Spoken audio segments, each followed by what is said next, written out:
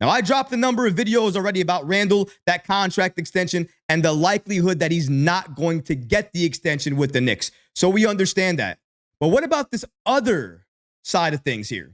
What if the Knicks do something, and again, it's not crazy to think that Leon Rose and this Knicks front office would do something that we're not expecting. OG and Mikal Bridges, 2 moves nobody expected at all.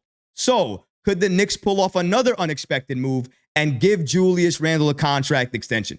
Of course, anything is possible. But at least according to one NBA insider, he claims that Randle would have to take a lot less to get an extension with the Knicks. Randle already took less with his other contract with New York.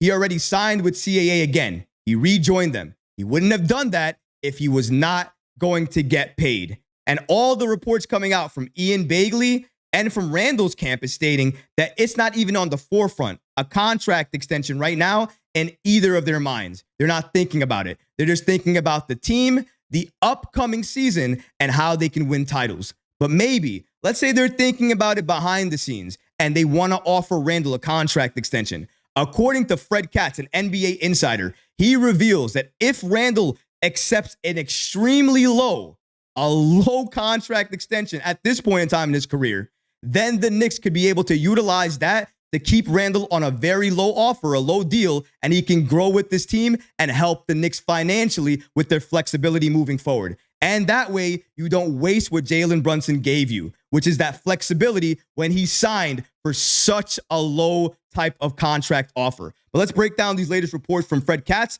so you can see exactly what he's saying about Randle and why he's claiming he needs to take a lower, lesser contract with the Knicks in order to get that extension this summer. Shout out to Hoops Rumors for breaking down the Fred Katz article for us here today so we can read it along for you guys. According to Hoops Rumors, they state, and this is coming from Fred Katz, Knicks All-Star forward Julius Randle becomes eligible on Saturday for an extension that could be worth up to $181.5 million over 4 years. That's if he declines his $30.9 million player option for the 2025-2026 season.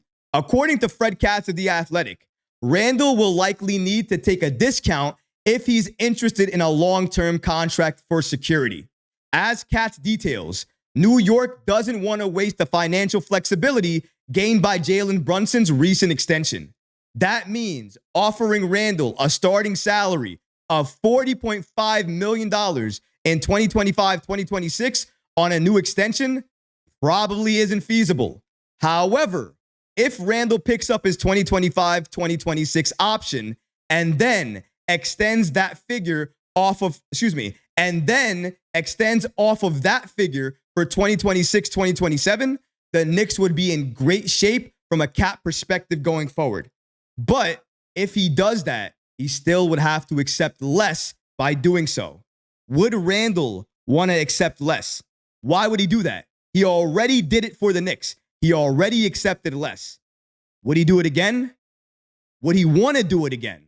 Well, Jalen Brunson would have you indicate, at least with his signing, he would probably want to do it again, because if Jalen's doing it, if Jalen's mindset is to keep this Knicks team together for as long as possible to increase their odds of winning a championship, then I think Julius Randle is going to follow that exact same pathway, just like Mikal Bridges as well too. But also, Fred Katz revealed there might be another incentive for Randle to do this for this contract extension.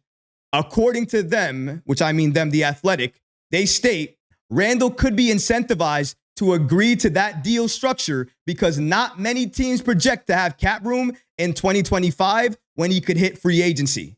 And nearly all of those clubs are rebuilding, making signing a player who would be turning 31 at the time before the 2025-2026 season begins an odd fit.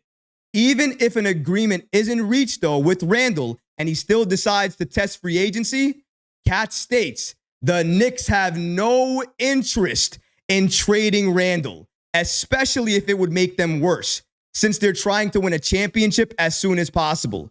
Perhaps that mindset could change if Randle becomes unhappy with extension talks, but there's nothing to suggest that that will happen and that the Knicks' value when he comes back to the table will go down at all. So at this point in time, it would seem that the Knicks prefer to keep him above anything else. They're not looking to trade him at all, and the Knicks value what Randle brings to the table. If that's the case, then you already know, guys. Randle's not being traded. He's going to be staying a Knick. He's going to head into this next season as a Knick. And at most, the only time you might see a trade for Randle is at the trade deadline. But I have news for you guys. Randle's not going to be traded then as well, too, because the Knicks, as you just heard, do not want to trade him if it means being worse or getting back a package that doesn't make sense. And if you trade Randle at the trade deadline, even if he's having a monster year, there's always going to be question marks about his health, the injuries, and his playoff performance. So because of that, you don't give him the contract extension now. You wait. He has a monster year. He does everything you want him to do in the regular season and the postseason. And then you guys agree to another deal that's not the full amount of money he can get, a lot less, but still more money that he could get right now. That way, Randle's happy, the Knicks are happy, and they don't have to make a move that they don't really have to make right now. They don't have to give him that contract extension. Randle is not going to walk. He is a Knicks lifer. He's loved by Dolan. He's loved by Rose. He's loved by the entire Knicks front office because of his loyalty, even if he's an unrestricted free agent, because the Knicks do not extend him. It won't matter. He is not going to walk. If anything, if the Knicks would trade him and they were thinking about getting another player, maybe a superstar for him, they would do a sign and trade. And he would be open to doing that because, again, he would be getting that money and this would be communicated to him. Like probably each and every move thus far has been communicated to him. Randle, not on the chopping block, but also not going to get an extension. What does that mean? Monster year for Randle, likely gets an extension from the Knicks or another team come this offseason. And if he is traded, that trade's happening in the offseason, probably via a sign and trade, if I have to give my opinion on it. But right now, we are smoothly sailing into the offseason with Julius Randle definitely at our power forward position. He's not going to be traded. He's not going anywhere. This is the roster we are going to have moving forward. And that is what it is. You can hate it. You can love it. You can think that Julius Randle will still be traded right now. You can be fair to think that. By all means, believe that. But it's not going to happen. You are not going to see another trade happen for the Knicks until the trade deadline, unless something's catastrophic happens.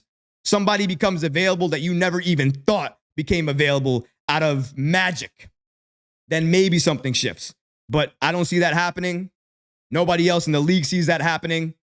Trade deadline 2025.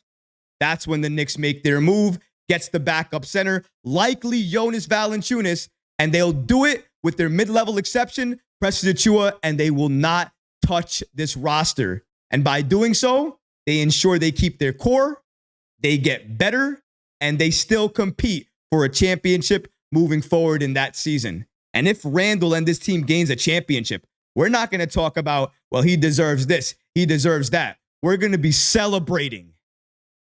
We're going to be hype.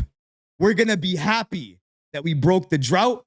We have a championship, and the Knicks signing Randle will be the least of our concerns. And that's what everybody's wondering right now. We're thinking about.